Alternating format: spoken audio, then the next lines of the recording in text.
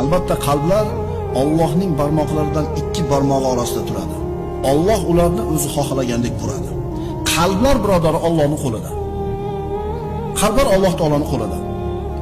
Ana shu qalblarga xotirjamlikni soladigan ham Alloh, g'am tashvish, xavotirni soldirib qo'yadigan ham, shaqovatni solib qo'yadigan ham Alloh taolo.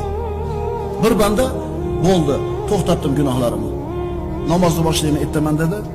Alloh taolo uni qalbiga mana shu qarorni qabul qilishigayoq xotirjamlik bilan xursandchilikni, roziligini to'ldirib qo'yadi.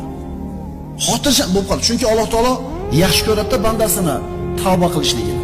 Unga yordam beradi. Namozga yiqildingiz, eski hayotingizni o'ylasangiz, agar gunoh ma'siyatda bo'lgan bo'lsangiz, qalbingiz ezilib ketadi. Nimani belgisi shu? Alloh sizni qalbingizga iymonni chiroyli qildi, avvalgi hayotingizni xunuk qilib qo'ydi. Buni Alloh soldi qalbingizga.